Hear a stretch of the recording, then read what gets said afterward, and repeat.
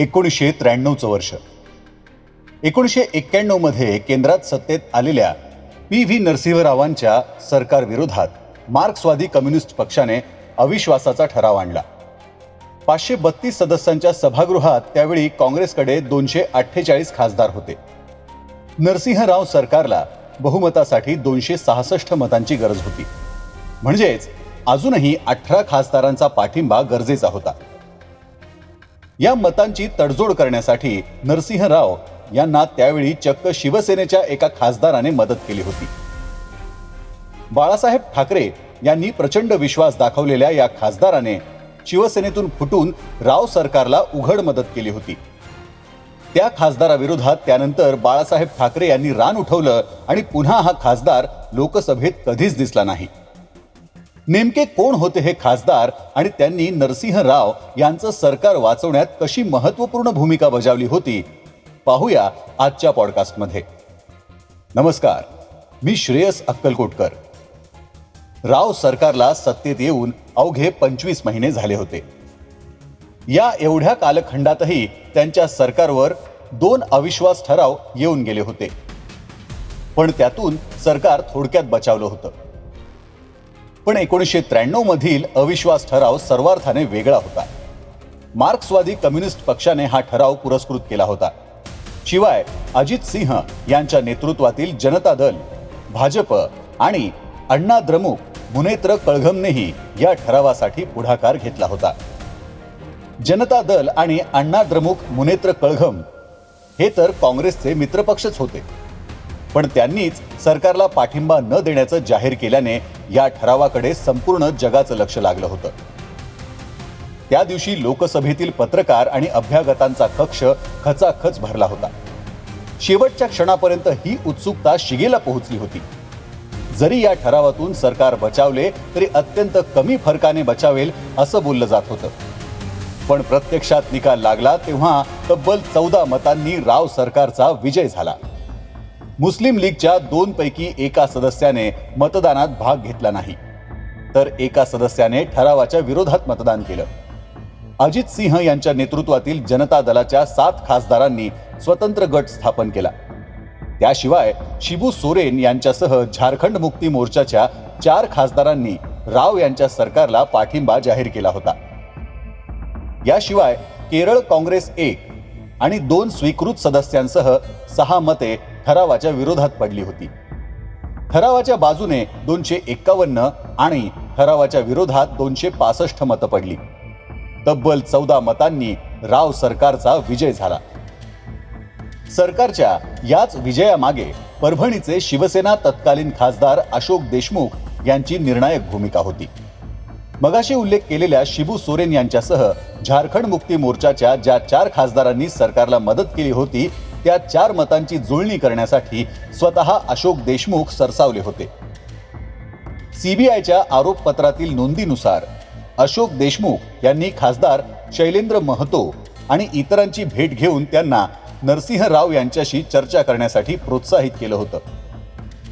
25 जुलै 1993 रोजी देशमुखांनी थेट पंतप्रधानांशी संपर्क साधून या खासदारांच्या मागण्यांबाबत चर्चा केली. हेच संपूर्ण प्रकरण पुढे JMM ब्रायबरी केस म्हणून देशभर गाजलं. खासदारांना पैसे देऊन मते विकत घेतल्याचा आरोप झाला, ज्यामध्ये अशोक देशमुखांचं नाव मध्यस्थ म्हणून समोर आलं होतं. 1993 मध्ये नरसिंहराव सरकार पडणार हे निश्चित असताना अशोक देशमुखांनी मध्यस्थी करून शिबू सोरेन आणि त्यांच्या सहकाऱ्यांना राजी केलं. आरोपानुसार यासाठी प्रत्येक खासदाराला मोठी रक्कम देण्यात आली होती. या घटनेने भारतीय राजकारणात मतं विकत घेता येतात हा चुकीचा पायंडा पडला. याच प्रकरणानंतर देशात पक्षांतर बंदी कायद्याची म्हणजेच अँटी डिफेक्शन लॉ चर्चा अधिक तीव्र झाली. खासदारांच्या खरेदी विक्रीवर लगाम घालण्यासाठी सर्वोच्च न्यायालयानेही अनेकदा कठोर ताशेरे ओढले. अशोक देशमुख हे शिवसेनेचे आक्रमक खासदार म्हणून ओळखले जायचे. पण एका घोडे बाजारात मध्यस्थी केल्याने त्यांची राजकीय कारकीर्द कायमची संपली. अशोक देशमुखांच्या या भूमिकेमुळे शिवसेना प्रमुख बाळासाहेब ठाकरे अत्यंत संतापले होते. त्यांनी देशमुखांची हकालपट्टी केली. बाळासाहेब ठाकरेंनी त्यांना पक्षातून काढून गद्दारांना माफी नाही हा संदेश दिला होता. 1996च्या लोकसभा निवडणुकीत सत्ताधारी काँग्रेस पक्षाने अशोक देशमुख यांना उमेदवारी दिली होती. तर गद्दारीचा आरोप झालेल्या अशोक देशमुखांना घरी बसवण्यासाठी बाळासाहेब ठाकरेंनी सामान्य शिवसैनिकाला उमेदवारी दिली. बाळासाहेबांनी सर्वांना धक्का देत सुरेश जाधव यांच्या नावाची घोषणा केली. त्यावेळी काही राजकीय विश्लेषकांनी बाळासाहेबांना सुरेश जाधव कोण असा प्रश्न तेव्हा विचारला होता. पण बाळासाहेबांचं उत्तर स्पष्ट होतं, तो माझा शिवसैनिक आहे. अशोक देशमुख यांच्याकडे सत्ता होती, पैसा होता आणि दांडगा अनुभव होता. तर समोर शिवसैनिक आणि सुरेश जाधव होते. निकाल लागला तेव्हा संपूर्ण महाराष्ट्र अवाक झाला होता.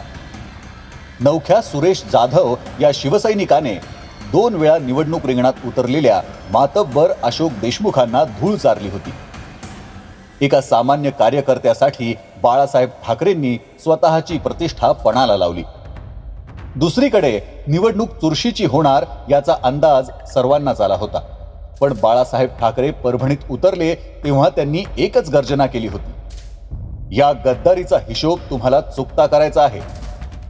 साहेबांनी सुरेश जाधवांसारख्या एका सामान्य चेहऱ्याच्या खांद्यावर हात ठेवला. परभणीच्या जनतेने अशोक देशमुख यांचा तब्बल 1,14,000 मताधिक्याने पराभव केला. परभणीच्या जनतेने हे सिद्ध केलं की उमेदवार कोणीही असो, आदेश मातोश्रीचा असेल तर विजय शिवसेनेचाच होणार.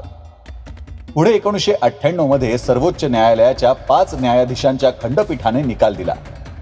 संविधानाच्या कलम 105(2) नुसार खासदारांना संसदेत दिलेल्या मतदानाबद्दल किंवा भाषणाबद्दल कोणत्याही न्यायालयात जबाबदार धरले जाऊ शकत नाही.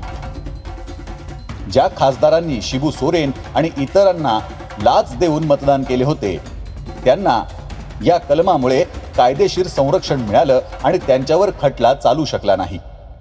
ज्यांनी लाच घेतली त्यांना संरक्षण मिळालं, पण ज्यांनी लाच दिली किंवा मध्यस्थी केली, ज्यामध्ये अशोक देशमुखांचं नाव होतं, त्यांच्यावर खटला सुरू राहिला.